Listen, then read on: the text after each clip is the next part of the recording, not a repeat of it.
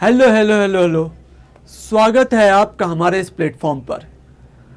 मान लीजिए आप कोई गाड़ी खरीदते हो तो आपको साथ में एक टूल बॉक्स मिलता है जिसमें बहुत सारे टूल्स रहते हैं। उसी प्रकार उसी प्रकार जो हमारा कॉन्स्टिट्यूशन है ना, वो भी हमें टूल्स देता है और उस टूल बॉक्स का नाम है आर्टिकल 368। जो क्या करता है, हमारे इस कॉन्स्टिट्यूशन में समय के साथ जो बदलाव आते हैं उन्हें चेंज करता है। जैसे गाड़ी में जब कुछ दिक्कत आती है या कुछ समय के साथ चेंजेस आते हैं तो आप उस टूल को निकालते हो और उससे गाड़ी को खोलते हो और उसमें कुछ मॉडिफिकेशंस कर सकते हो, डिलीट कर सकते हो, निकाल सकते हो और ऐड कर सकते हो। उसी प्रकार कॉन्स्टिट्यूशन में जब समय के साथ बदलाव आएंगे तो कुछ चीज़ों की ज़रूरत पड़ेगी ऐड करने की, डिलीट करने के लिए। इसीलिए जो हमारे कॉन्स्टिट्यूशनल फोर फादर्स थे उन्होंने क्या यूज़ किया, उन्होंने 368 हमको दिया। उन्होंने कहा कि ये टूल्स यूज़ करो और ले जाकर इससे खोल कर सही करो। यानी जब समय के साथ कोई बदलाव आएगा, यानी कॉन्स्टिट्यूशन ऐसे तो नहीं रहेगा। क्यों? क्योंकि जनता वैसी नहीं रहेगी, समय वैसा नहीं रहेगा और समय के साथ बदलाव आता ही आता है। और जब समय के साथ बदलाव आता है तो ज़रूरत होती है मॉडिफिकेशंस की। इसीलिए आर्टिकल 368 दिया गया हमें, ताकि हम अपने कॉन्स्टिट्यूशन में बदलाव कर सकें, चेंज कर सकें। लेकिन क्या ये कॉन्स्टिट्यूशन का जो पावर है, सुपर पावर है, टूल है 368, क्या ये अनलिमिटेड पावर रखता है? क्योंकि अगर आप अनलिमिटेड कर दोगे तो ये 368 पूरा ही इसको खा जाएगा, चेंज कर देगा। तो इसीलिए इस पर लिमिटेशन लगाई गई। कैसी कैसी लिमिटेशन? एक प्रोसीजियल थी, एक सब्सटेंटिव थी। तो यानी ताकि ये कंट्रोल में रहे, है ना, ऐसा ना हो पूरी गाड़ी ही बदल डाले, रंग पोत के दूसरी गाड़ी कर दे। ठीक है, इसी वजह से ये पावरफुल तो है पर लिमिटेड है। इसी वजह से हमारे कॉन्स्टिट्यूशन को रिजिड और फ्लेक्सिबल बोला जाता है। ठीक है, रिजिड और फ्लेक्सिबल बोला जाता है हमारे कॉन्स्टिट्यूशन को। और जो इसकी अमेंडिंग पावर है अंडर आर्टिकल 368, वो है तो एनॉर्मस बट लिमिटेशंस हैं उस पर। ठीक है, इसमें हम पढ़ेंगे टाइप्स ऑफ अमेंडमेंट और प्रोसीजर क्या है, की लैंडमार्क केसेस भी रहेंगे जो उसको हम पढ़ेंगे कि कैसे कैसे जो अमेंडमेंट हुए हैं और कौन कौन से इम्पॉर्टेंट अमेंडमेंट हैं। लेकिन उससे पहले हम ये जानते हैं कि रिजिड और फ्लेक्सिबल का मतलब क्या है। रिजिड जो होता है वो ये बताता है कि कॉन्स्टिट्यूशन को इतनी आसानी से आप नहीं बदल सकते, लेकिन अगर बहुत ज़रूरी है तो आप बदल भी सकते हो, यानी एक ही समय दो बात। और वो कैसे? टूल्स देकर। यानी जो आर्टिकल 368 है उसमें डिफरेंट क्लॉजेस बनाए गए हैं जिनका आप यूज़ करोगे अलग अलग तरीके के अमेंडमेंट्स करने के लिए। जैसे गाड़ी के अंदर जो टूल्स होते हैं ना, उनका यूज़ होता है कि मान लीजिए छोटी प्रॉब्लम है तो आप छोटे टूल्स का यूज़ करोगे, बड़ी प्रॉब्लम है बड़े टूल्स का यूज़ करोगे, ज़्यादा पावर लगेगी। तो इसी प्रकार क्या हुआ कि कॉन्स्टिट्यूशन में भी 368 को डिफरेंट डिफरेंट टूल से नवाजा गया, यानी क्लॉजेस से नवाजा गया। ठीक है, अब चलते हैं आगे। देखिए, पहले तो कॉन्स्टिट्यूशनल में अमेंडमेंट में हमने बात की क्या होता है। अमेंडमेंट का जो लिटरल मीनिंग होता है उसका मतलब होता है एडिशन, डिलीशन, उसमें वेरिएट करना या फिर मॉडिफिकेशन या रिपील भी कर सकते हो, यानी मॉडिफाई कर सकते हो। मान लो कोई आर्टिकल है उसको आपने मॉडिफाई कर दिया या रिपील कर दिया, डिलीट कर दिया, जैसे सबसे फर्स्ट अमेंडमेंट में किया गया था। यानी आर्टिकल जो 31 था जो पावर देता था कि आपको फंडामेंटल राइट था, जबकि वो प्रॉपर्टी का फंडामेंटल राइट था, जिसको क्या कर दिया गया? रिपील कर दिया गया। तो ये पावरफुल टूल ये भी करवाता है। अब आता है कि इसका क्लॉज 1 क्या कहता है? पार्लियामेंट को पावर देता है अमेंड द कॉन्स्टिट्यूशन। ये तो सबको जग जाहिर है कि पहला क्लॉज तो यही होगा। दूसरा क्लॉज क्या कहता है? प्रोवाइड प्रोसीजर देता है कि कैसे अमेंड करोगे। ऐसा थोड़ा ना कि गए बैठे और कहा कि ऐसे बस अमेंड हो गया, इसको हटा दो इसको लगा दो, ऐसा थोड़ा। उसका एक प्रोसीजर होता है अमेंड करने का कि हाँ भाई ये मेथड आप फॉलो करोगे, ऐसे अमेंडमेंट होगा, पहले वो बिल होगा, बिल से वो एक्ट बनेगा। तो यानी बिल से जो उसका एक्ट बनता है, बिल से एक्ट बनता है, उसका एक प्रोसीजर होता है, उसका एक प्रोसीजर होता है, ठीक है। और उसके बाद आता है clause 3, include the limitation upon parliament amending power. यहीं पे आता है लिमिटेशंस लगाता है पार्लियामेंट के अमेंडिंग पावर की, वरना बहुत एनॉर्मस पावर मिल जाएगी 368 के अंदर और कॉन्स्टिट्यूशन बदल जाएगा। आपने अभी जल्दी ही जब चुनाव हो रहे थे पार्लियामेंट में, तो जो रूलिंग गवर्नमेंट है उसने कहा था 400 पार का नारा दिया था। तो जो अपोजिशन में थे उन्होंने कहा था कि 400 पार अगर इनको हो गया तो ये क्या करेंगे, कॉन्स्टिट्यूशन को ही बदल देंगे। तो हमें कॉन्स्टिट्यूशन की रक्षा करना है। वो लाल किताब दिखाते थे और कहते थे कि हाँ कि कॉन्स्टिट्यूशन है और हम उसको बदल देंगे, मतलब अगर गवर्नमेंट आती है तो हम बदल देंगे, तो हमें कॉन्स्टिट्यूशन की रक्षा करनी है। तो अपोजिशन ये कह रही थी और जो रूलिंग में थे वो कह रहे थे नहीं हम बदलेंगे नहीं। यानी ये भी था कि अगर आपके नंबर्स ज़्यादा होंगे तो उसके बेस पे आपकी पावर बढ़ जाएगी, और आप पावर बढ़ जाएगी, मेजॉरिटी हो जाएगी, तो आप क्या करोगे, उसके दम पर क्या करोगे, कॉन्स्टिट्यूशन में चेंजेस कर दोगे। आगे हम देखेंगे डिफरेंट मेजॉरिटीज़ होती है जिनके बेसिस पे आप अमेंड करते हो, ठीक है। तो उसी प्रकार है। अब आगे चलते हैं, बात करते हैं कैसे अमेंड करेंगे कॉन्स्टिट्यूशन को। अभी हम जब बात कर रहे थे, कह रहे थे कि सिंपल मेजॉरिटी एक ऐसा टर्म है जो आप समझ जाते होंगे कि अगर आपकी मेजॉरिटी आ गई तो आप सरकार बना लोगे, अगर आपकी मेजॉरिटी नहीं आई तो आप सरकार नहीं बना पाओगे, ठीक है। तो मेजॉरिटी भी जरूरी होती है क्योंकि कॉन्स्टिट्यूशन में जो अगर बात करें पार्लियामेंट में या पार्लियामेंट्री डेमोक्रेसी में किसी चीज़ की वैल्यू होती है तो वो किस चीज़ की होती है, वो वैल्यू होती है मेजॉरिटी की। यानी अगर आप 50% से ज़्यादा वोट पा गए तो आप सरकार बना लोगे, आप सरकार बना लोगे, पावरफुल हो जाओगे। तो यानी मेजॉरिटी की वैल्यू ही है। मेजॉरिटी नहीं आई तो अपोजिशन पार्टी जो है वो अपोजिशन में है, और जो गवर्नमेंट में है उसका मेजॉरिटी आ गई तो उनकी कम मेजॉरिटी आई इसलिए वो अपोजिशन में है, उनकी ज़्यादा मेजॉरिटी आ गई तो वो पोजीशन में है, रूलिंग में है, ठीक है। तो उसी प्रकार क्या होता है, सिंपल मेजॉरिटी जो होती है उसमें क्या होता है कि ये आप मान लो 3 तरह के टूल्स हैं। जो हमने टूल्स की बात की थी आर्टिकल 368 में, तो वो डिफरेंट टूल्स यही है कि मान लीजिए आपको बहुत छोटा चेंज करना है, अमेंड करना है कॉन्स्टिट्यूशन में,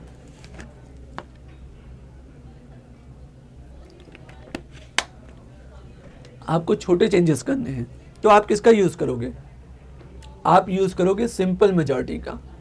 50% of members present and voting करेंगे, यानी जो मेंबर्स प्रेजेंट हैं 50%, यानी जितने लोग आए हुए हैं, जितने लोग आए हुए हैं उतने लोग, जो लोग प्रेजेंट हैं वही वोट करेंगे। 50% आपका मेंबर जो होने चाहिए जो प्रेजेंट हैं और वो वोट कर रहे हैं तो बस उन्हीं को काउंट कर दिया जाएगा। ये सिंपल होता है कि भाई जो लोग आए हैं उनमें से 50% हैं तो ये सिंपल मेजॉरिटी हो गई, ठीक है।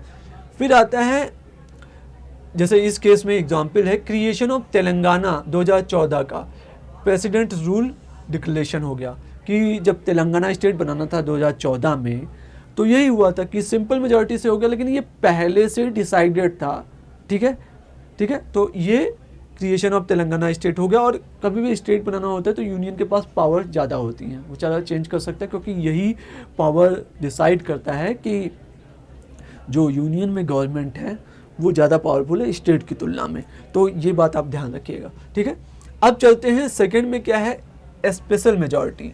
ये आर्टिकल 368 में 50% ऑफ टोटल मेंबर्स, मतलब जो मेंबर्स जीत के आए हुए हैं उनमें 50% से ज़्यादा लोग टोटल मेंबर्स होने चाहिए इसके पक्ष में, plus 2/3 of members present and voting. यानी जितने मेंबर्स प्रेजेंट हैं, इस समय प्रेजेंट हैं, आए हुए हैं, उनमें 2/3 होना चाहिए, बहुत बड़ा नंबर हो जाएगा, 2/3 मेंबर्स होने चाहिए और 50% टोटल मेंबर्स से ज़्यादा होना चाहिए।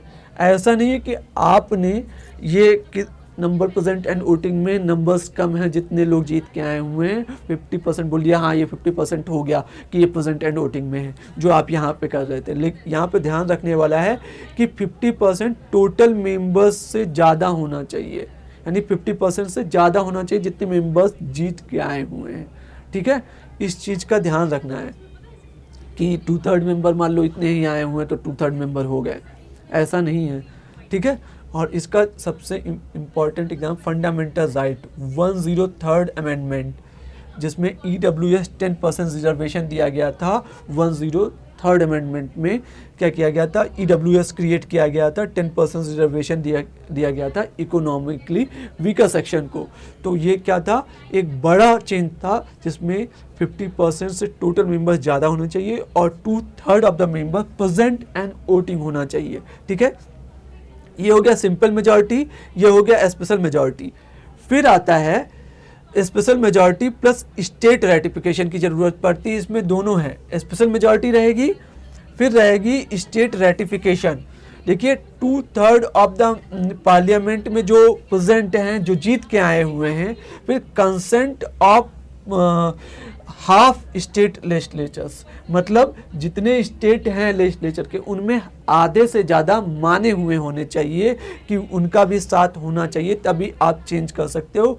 इलेक्शन ऑफ प्रेसिडेंट आर्टिकल 55 में, और फॉर्मेशन ऑफ NJAC किया गया था 99th अमेंडमेंट में। इसमें क्या हुआ था कि NJAC बनाया गया था नेशनल जुडिशरी कमीशन के लिए, लेकिन इसको स्टक डाउन कर दिया था सुप्रीम कोर्ट ने, इसको स्टक डाउन कर दिया था, इसको क्या किया था, नल एंड वॉइड कर दिया था, नल एंड वॉइड कर दिया था कोर्ट ने, नल एंड वॉइड हो गया था। ठीक है, तो ये याद रखना कि इसको नल एंड वॉइड कर दिया गया था और अब ये नहीं है 99th अमेंडमेंट। तो इसको आप समझ दीजिए, 3 तरह के जो टूल हैं, यानी पहला टूल है ये जो टूल है ये फर्स्ट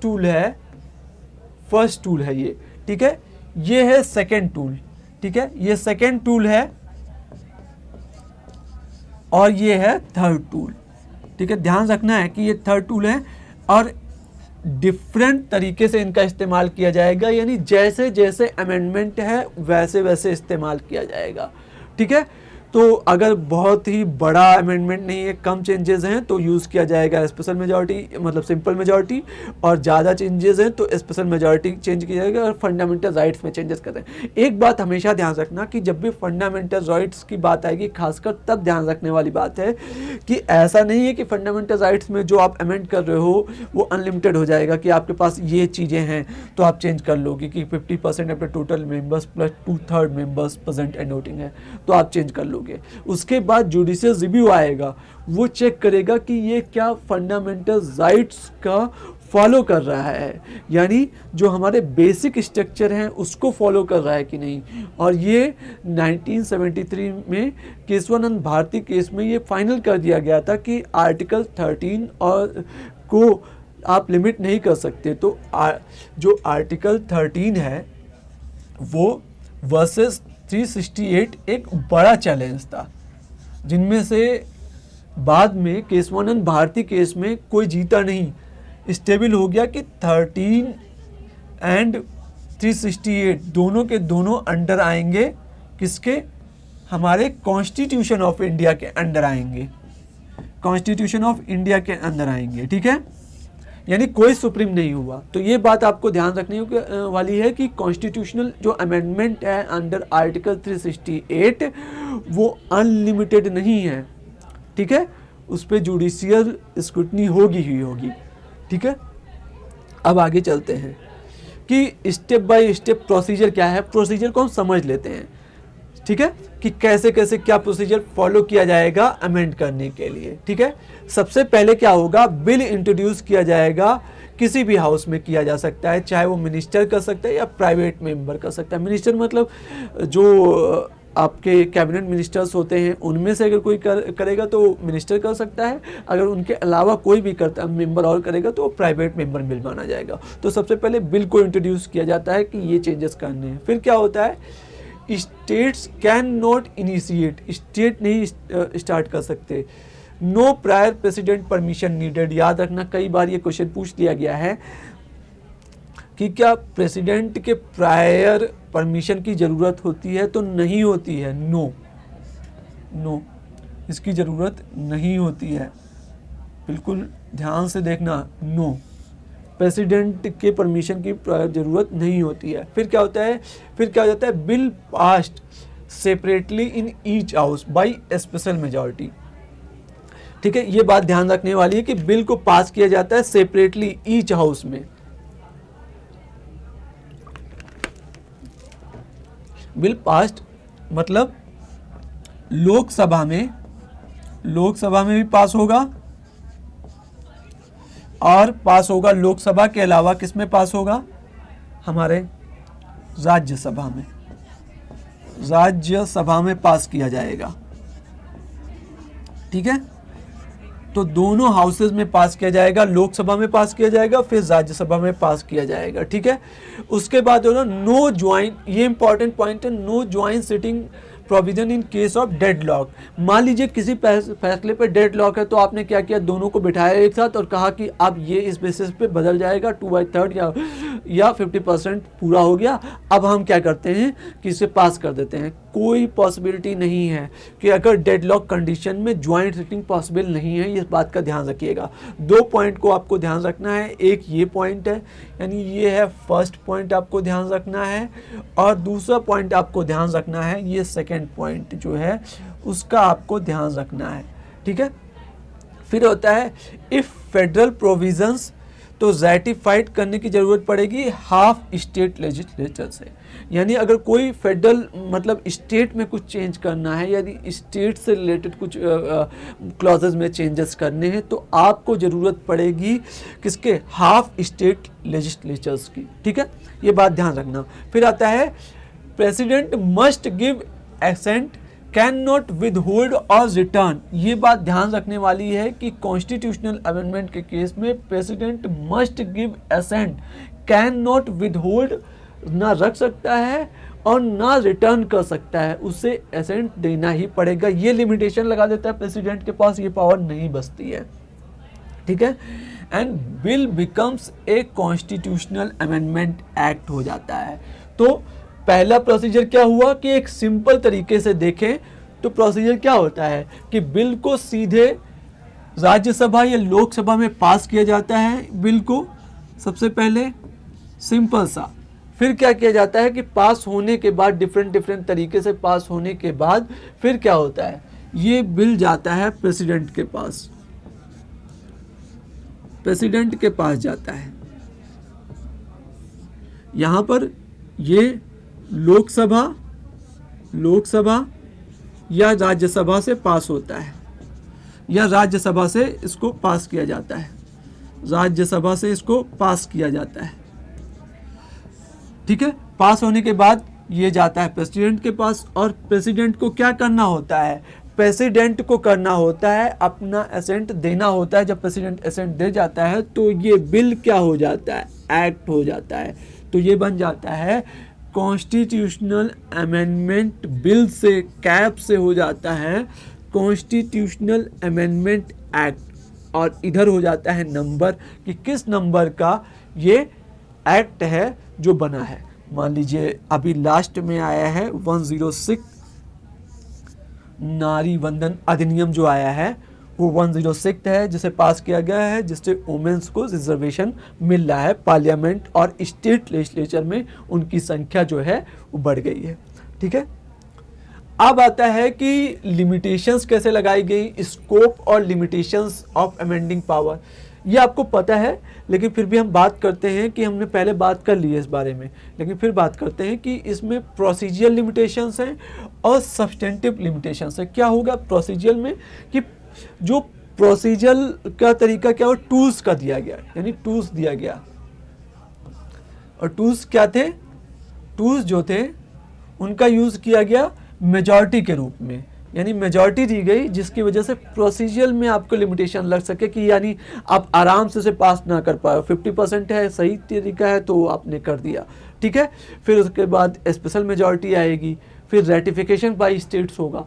तो डिफरेंट मेजॉरिटीज रहती हैं। इसमें क्या होता है कि आपका जो फैसला है ना उसके ऊपर ध्यान दिया जाता है कि वो फंडामेंटल राइट्स के साथ है कि नहीं। मान लीजिए आपने कोई अमेंडमेंट किया और वो फंडामेंटल राइट्स को अगर छन्नी हम माने और आपने इसको पास किया, तो अगर वो फंडामेंटल राइट्स के साथ कंसिस्टेंट नहीं है तो वो क्या होगा, वो नीचे निकल जाएगा। और अगर उसके साथ है तो बिल्कुल मुट्ठी में रहेगा, मतलब उसके कंसिस्टेंट में रहेगा, तो वो बिल जो होगा वो अमेंड हो जाएगा, ठीक है। तो ये याद रखने वाला है कि basic structure of the constitution को फॉलो करना चाहिए, जो उसने कहा है कि फंडामेंटल राइट्स को कोई भी लॉ जो है वो रोक नहीं सकता या इनकंसिस्टेंट विद फंडामेंटल राइट्स नहीं हो सकता। फिर आता है can not delegate amending power to any other body. ऐसा नहीं है कि पार्लियामेंट के अलावा किसी और उससे पास करा दिया, ये नहीं ध्यान रखता। तो ये सब्सटेंटिव लिमिटेशन लगाता है और ये प्रोसीजियर लगाता है, तो इन दोनों का ध्यान रखने वाला है। जैसे कि प्रोसीजियर में क्या हो, स्पेशल मेजॉरिटी लगा दी गई, फिर रेटिफाइड बाय स्टेट कर दिया गया। दूसरा पॉइंट बहुत ही इंपॉर्टेंट पॉइंट है कि रेटिफाइड बाय स्टेट होना पड़ेगा। तो ये लिमिटेशंस लगाते हैं, वरना फिर कोई बैठे आए हुए जितने लोग 50% लोग पास कर दो हो गया, ऐसा नहीं है, लगाया जाता है। फिर उसके बाद क्या जाता है, कोर्ट में अगर किसी ने केस कर दिया या कोर्ट ने अपने आप स्वतः संज्ञान लिया, उस केस में क्या होता है कि ये क्या होता है, अमेंडिंग पावर को जो है वो लिमिट लगा देता है। जुडिशियल रिव्यू की जो पावर है, यानी आर्टिकल 13 जो है वो आ जाएगा इसमें। आर्टिकल 368 अगर कुछ गलत करता है, और वो कैसे लिमिटेशन लगाता है, बाय बेसिक स्ट्रक्चर डॉक्ट्राइन, ठीक है। और इस केस में सबसे पहला और इम्पॉर्टेंट, बहुत इंपॉर्टेंट केस है, वो है Kesavananda Bharati versus state of Kerala का केस है। इसमें हमने आपको बताया ही था पिछले लेक्चर में कि 1973 में क्या हुआ था कि ये मठ के मठाधीश थे और इनके मठ में जो ज़मीन थी उसे स्टेट ऑफ केरला गवर्नमेंट ने ले लिया था इनसे, और उन्होंने फिर यूज़ किया था जो पहले अमेंडिंग पावर थी उनका यूज़ किया था। तो इसके तहत ये सुप्रीम कोर्ट पहुंच जाते हैं और वहां पर फाइल कर देते हैं केस। और उस केस में क्या होता है कि basic structure doctrine of the constitution आती है, यानी यहीं से बेसिक स्ट्रक्चर डॉक्ट्राइन का जो लॉ है वो आता है। मतलब वहाँ पे सुप्रीम कोर्ट अपना ये फैसला देती है कि बेसिक स्ट्रक्चर जो है वो पार्ट ऑफ द कॉन्स्टिट्यूशन है। अंडर आर्टिकल 13 जुडिशियल रिव्यू की जो पावर है उसको भी ग्रैब करती है, ठीक है। वो ये कहती है कि आप पूरा कॉन्स्टिट्यूशन, इवन फंडामेंटल राइट्स भी आप जो है अमेंड कर सकते हो, लेकिन आप बेसिक स्ट्रक्चर जो है उसको आप अमेंड नहीं कर सकते। यानी जो कार है, आप पूरी कार बदल डालो जो भी है, लेकिन कार का जो बेसिक स्ट्रक्चर है, यानी जैसे बनी हुई है, यानी जो नीयत थी इसको बनाने की, वो आप बदल नहीं सकते। और यही बताया गया था केशवानंद भारती केस में। और उसके बाद बेसिक स्ट्रक्चर जो डॉक्ट्राइन है उसमें डिफरेंट चीज़ें आई कि एक बार में नहीं बताया सुप्रीम कोर्ट ने कि ये बेसिक स्ट्रक्चर डॉक्ट्राइन है, वो डिफरेंट फैसले से बताती है कि हाँ ये बेसिक स्ट्रक्चर डॉक्ट्राइन है। और वो उन्होंने फॉर्मुलेट किस आधार पे किया गया कि हमारे कॉन्स्टिट्यूशन बनाने वाले जो फोर फादर्स हैं उनकी क्या नीयत थी, उनकी जो नीयत थी वही हमारी नीयत है। यानी जो उनकी नीयत थी कि ये चीज़ें होनी चाहिए, इक्वालिटी, जस्टिस, ये सारी चीज़ें जो इंक्लूडेड होनी चाहिए, जिससे हमारा कॉन्स्टिट्यूशन बनाने का जो फार्मूला है या हमारे कॉन्स्टिट्यूशन बनाने का जो नियम है, यानी जो हमारी नीयत है वो रहनी चाहिए, ठीक है। अब अगले उस पर चलते हैं। देखिए बेसिक स्ट्रक्चर डॉक्ट्राइन के बारे में हमने बात की। अब इसमें क्या था कि इसमें बात किया गया कि सुपरमेसी ऑफ द कॉन्स्टिट्यूशन, मतलब आर्टिकल जो आर्टिकल 13 है, आर्टिकल 13 जो होगी और आर्टिकल 368, इन दोनों में कौन सबसे ज़्यादा पावरफुल होगा? कोई नहीं। इन सब में दोनों में सबसे ज़्यादा जो सुपरमेसी होगी वो किसकी होगी? हमारे कॉन्स्टिट्यूशन की होगी। यानी कॉन्स्टिट्यूशन ज़्यादा पावरफुल होगा। यानी जो होगी सुपरमेसी ऑफ द कॉन्स्टिट्यूशन होगा। फिर क्या होगा, रिपब्लिकन एंड डेमोक्रेटिक फॉर्म होगा। मतलब बात करें कि ये एक्चुअली ये जो चीज़ें ली गई हैं बेसिक स्ट्रक्चर डॉक्ट्राइन में, ये यूएस कॉन्स्टिट्यूशन से ली गई हैं, ठीक है। और बात क्या है, जैसे वहाँ पे रिव्यू की पावर होती है, वही पावर हमारे इस पार्लियामेंट के बेसिक स्ट्रक्चर में है, सॉरी हमारे इस बेसिक स्ट्रक्चर में है, ठीक है। तो ये ध्यान रखना। इसका जो सेकुलर कैरेक्टर है, यानी सेकुलर नेचर जो है, यानी बात करें कि हमारा जो कॉन्स्टिट्यूशन है वो किसी रिलीजन को सपोर्ट नहीं करता, वो सपोर्ट नहीं करता कि किसी विशेष धर्म को या किसी विशेष जाति को किसी को सपोर्ट करे। उसका नेचर जो है वो सेकुलर है, ठीक है। सेपरेशन ऑफ पावर्स जो है, यानी बात करें कि जो एग्जीक्यूटिव है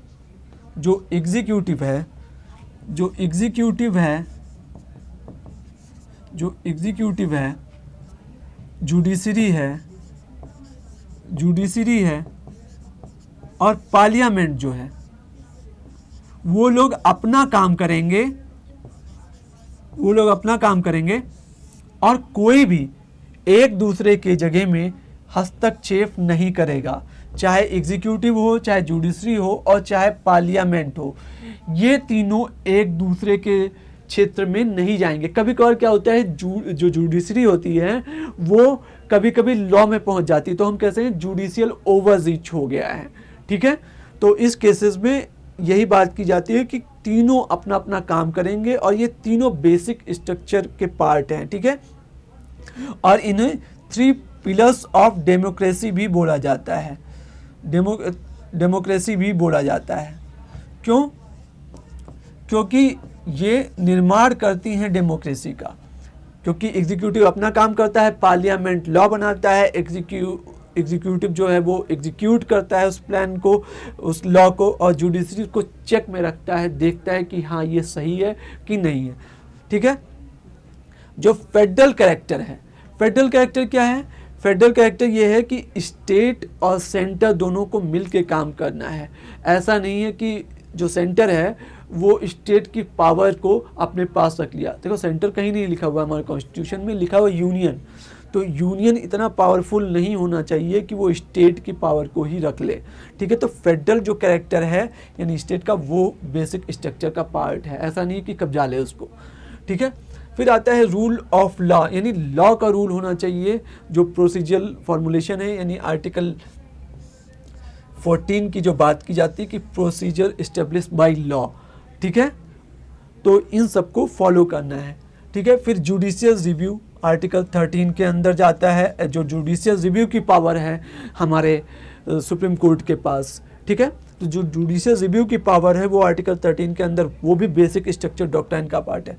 फ्री एंड फेयर इलेक्शंस, जब फ्री एंड फेयर इलेक्शन ही नहीं होंगे तो फ़ायदा ही क्या होगा कि हम कहें कि ये डेमोक्रेसी है। तो इसीलिए ये भी बेसिक स्ट्रक्चर का पार्ट है। Unity and integrity of India, ये सब सुप्रीम है, क्योंकि यूनिटी एंड इंटीग्रिटी ही नहीं रहेगी हमारे देश में तो फ़ायदा ही क्या है, कहाँ कॉन्स्टिट्यूशन अप्लाई करेंगे जब देश ही टूट जाएगा।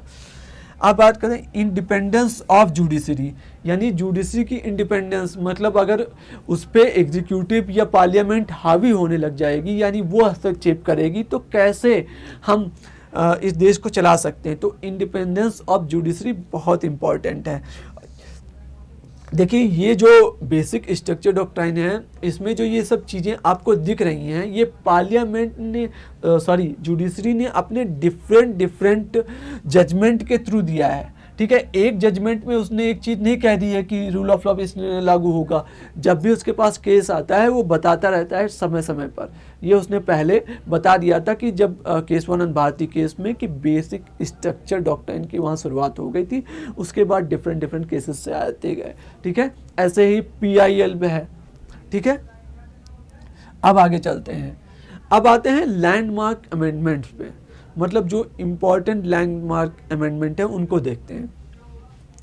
सबसे पहला तो कॉन्स्टिट्यूशन बनने के साथ ही लगभग में स्टार्ट हो गया 1951 वाला।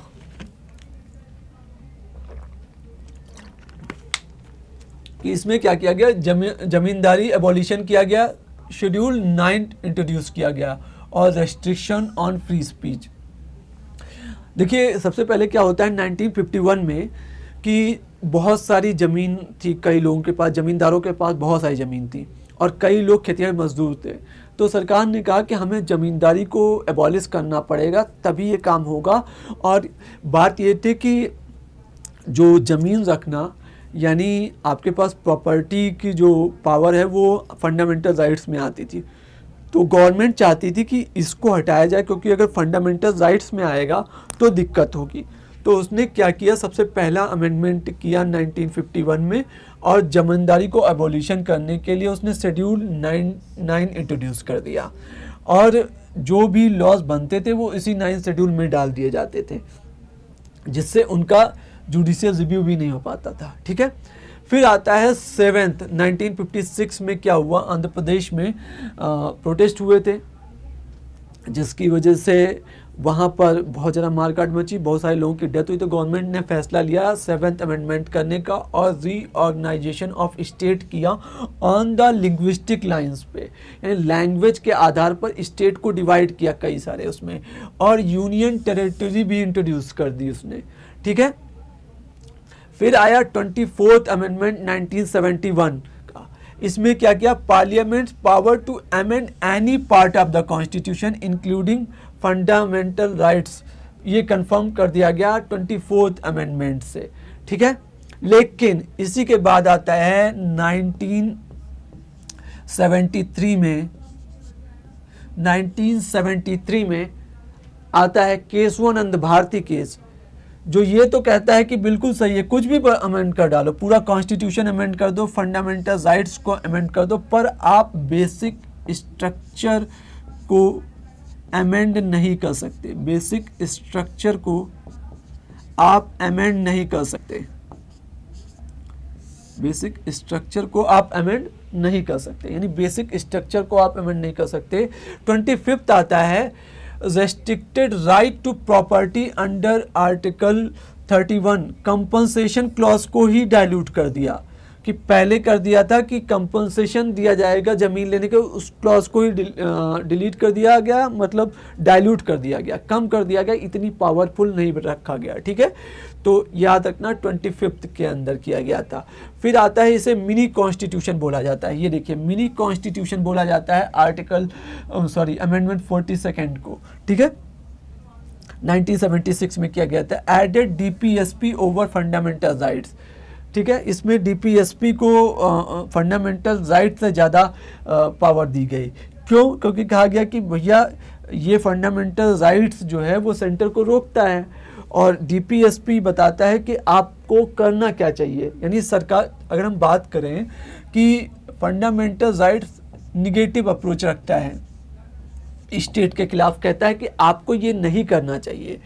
डीपीएसपी क्या करता है, कहता है कि आपको ये करना चाहिए, मतलब सरकार को कहता है कि फंडामेंटल राइट्स को निगेटिव अप्रोच हुआ कि वो कहता है कि ये आपको नहीं करना चाहिए, डीपीएसपी कहता है कि आपको ये करना चाहिए।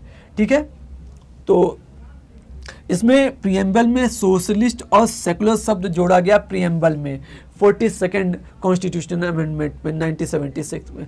फिर आता है 44th अमेंडमेंट किया गया, ये इंदिरा गांधी जी सरकार हार गई थी और जनता पार्टी की सरकार आई थी। उसने क्या किया, 44th अमेंडमेंट जो है वो किया और जो जुडिशरी की बहुत सारी पावर्स को उस समय छीन लिया गया था, इमरजेंसी के समय कई सारी पावर्स को वापस किया गया।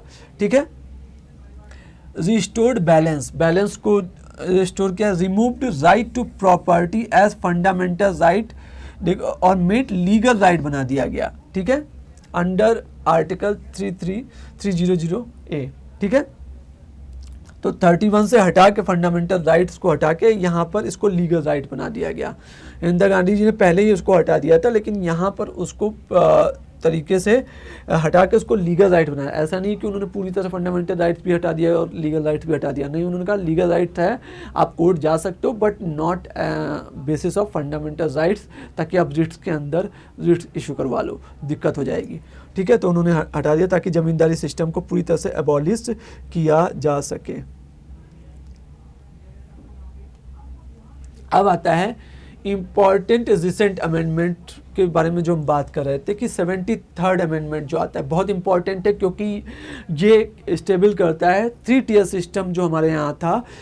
कि पहले क्या था कि सिर्फ यूनियन गवर्नमेंट थी और स्टेट गवर्नमेंट थी। इसने स्टेबल किया, 3 tier सिस्टम को लागू किया गया और लोकल सेल्फ गवर्नमेंट आई, लोकल सेल्फ गवर्नमेंट को इंट्रोड्यूस किया। यानी भारत में 3 tier सिस्टम की शुरुआत होती है, ठीक है। और वो आता है कि पंचायती राज इंस्टीट्यूशन बनेंगे और कॉन्स्टिट्यूशनल स्टेटस मिला 3 tier लोकल सेल्फ गवर्नमेंट को, ठीक है। अब आता है 74th, इसमें क्या अर्बन लोकल बॉडीज़ को भी ऐड किया गया और 343P और 343ZG को ऐड किया गया 74th अमेंडमेंट में, ठीक है। तो आपको ये याद रखना है, इसमें पंचायती राज इंस्टीट्यूशन को लागू किया गया और इसमें अर्बन लोकल बॉडीज से जुड़ा गया। फिर आता है 86 में 2002 में राइट टू एजुकेशन ऐड किया गया आर्टिकल 21A में। फ्री एंड कंपलसरी एजुकेशन दिया जाएगा 6 से 14 साल के बच्चों के लिए। ये बहुत इम्पॉर्टेंट है, याद रखना इम्पॉर्टेंट है। एक ये इम्पॉर्टेंट है और ये दोनों हमेशा एग्जाम में पूछे जाते हैं, ये इम्पॉर्टेंट है, ये भी इम्पॉर्टेंट है, ठीक है। उसके बाद आता है 91 जो अमेंडमेंट रहता है 2003 का 91वां अमेंडमेंट। ये कहता है एंटी डिफेक्शन लॉ स्ट्रेंथ करता है, council of minister capped at 15%। ये देखना, याद रखना कि ये कहानी है कि क्या होता था कि आयाराम गयाराम का आपने केस सुना होगा कि वो एक ही दिन में कई सारी पार्टी बदल डाले थे। तो इससे क्या होता है, गवर्नमेंट काफ़ी परेशान रहती थी कि भैया कभी कोई पार्टी में टिकता ही नहीं है, कोई इधर जा रहा है कोई उधर जा रहा है, कभी ये गवर्नमेंट बन रही है कभी वो गवर्नमेंट बन रही है। तो फिर गवर्नमेंट एंटी डिफेक्शन लॉ को स्ट्रॉन्ग कर दिया गया था। ये तभी हो गया था आयाराम गयाराम वाला केस जब राजीव गांधी जी थे, लेकिन 2003 में इसको बहुत ज़्यादा स्ट्रेंथ कर दिया गया कि काउंसिल ऑफ मिनिस्टर जो रहेंगे वो भी 15% की कैप यहीं पर लगा दी गई थी और इन जो एंटी डिफेक्शन लॉ उसको थोड़ा स्ट्रॉन्ग कर दिया गया था। अब आते हैं 99th अमेंडमेंट 2015 के। NJSC बनाया गया था और जिसे सुप्रीम कोर्ट ने वायलेशन ऑफ बेसिक स्ट्रक्चर बताया था। क्यों? क्योंकि उसमें बेसिक स्ट्रक्चर में एक पॉइंट ये था कि जुडिशरी जो होती है वो इंडिपेंडेंट रहेगी, ये बेसिक स्ट्रक्चर का पार्ट है और सुप्रीम कोर्ट ने उसी के तहत NJSC को क्या कर दिया था, स्टेक डाउन कर दिया था, ठीक है।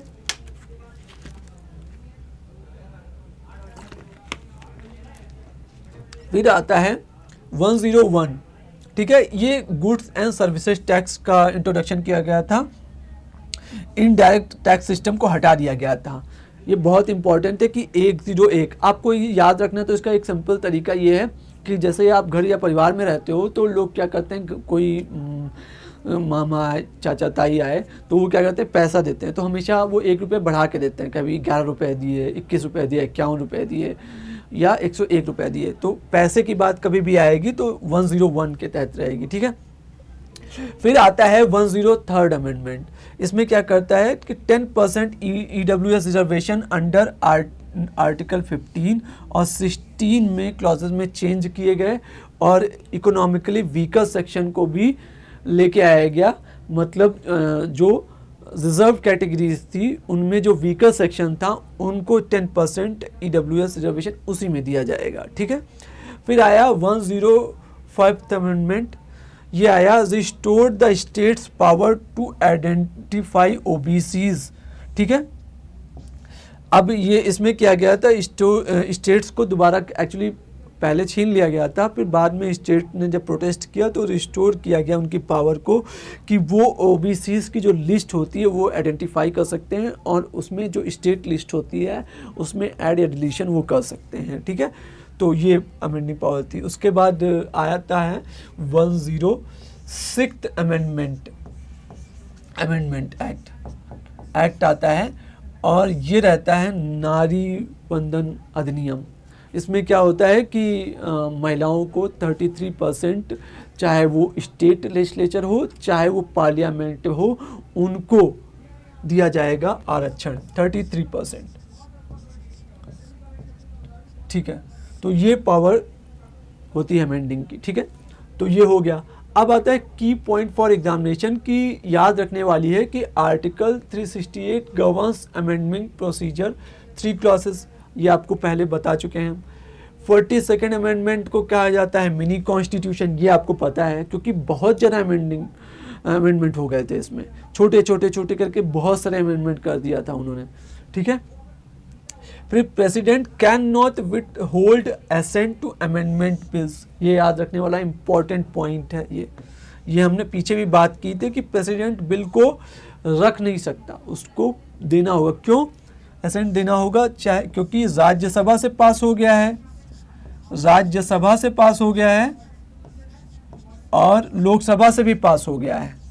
जब दोनों जगह से पास हो गया है तो प्रेसिडेंट कैसे रख सकता है अपने पास, ठीक है। नो ज्वाइंट सिटिंग नहीं होगी अगर डेडलॉक होता है अमेंडमेंट बिल पे, ठीक है। ये वाला point, basic structure parliaments power is not unlimited, ये तुमको पता चल गया कि आर्टिकल 13 के अंदर जुडिशियल रिव्यू होगा ही उसका।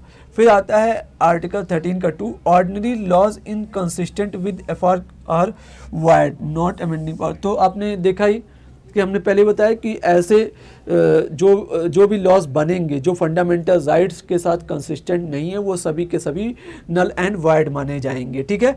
फिर 99th अमेंडमेंट क्रिएटिंग एनजेसी, इसको सुप्रीम कोर्ट ने 2015 में इसको स्टक डाउन कर दिया था, ठीक है, क्योंकि बोला था कि ये बेसिक स्ट्रक्चर डॉक्ट्राइन का जो है वो वायलेशन है, क्योंकि जुडिशरी में पार्लियामेंट हस्तक्षेप नहीं कर सकती है, ठीक है। तो अब समझ गए होंगे कॉन्स्टिट्यूशनल अमेंडमेंट जो होते हैं, constitution is not a mayor lawyers document, क्योंकि बहुत सारे जो लॉयर्स हैं वो उसको समझ पाते हैं, तो ये केवल लॉयर्स का डॉक्यूमेंट नहीं, ऐसे बाबा साहब भीमराव अम्बेडकर ने कहा था, जब व्हीकल ऑफ लाइफ है, स्पिरिट है, ठीक है। तो ये आपको याद रखने वाली है बाबा साहब अम्बेडकर की लाइन, जो उन्होंने ये ऐसा कहा था, डॉक्टर अम्बेडकर की ये कोट बहुत इम्पॉर्टेंट है, ठीक है, ठीक है। और उन्होंने आर्टिकल 32 को heart and soul of the constitution भी कहा है। क्यों? क्योंकि वही है जो हमारे फंडामेंटल राइट्स की रक्षा करता है, जिससे हमारे कॉन्स्टिट्यूशन की रक्षा हो पाती है। तो थैंक यू। आपको ये लेक्चर कैसा लगा बताइएगा और enjoy. Thank you, bye, take care.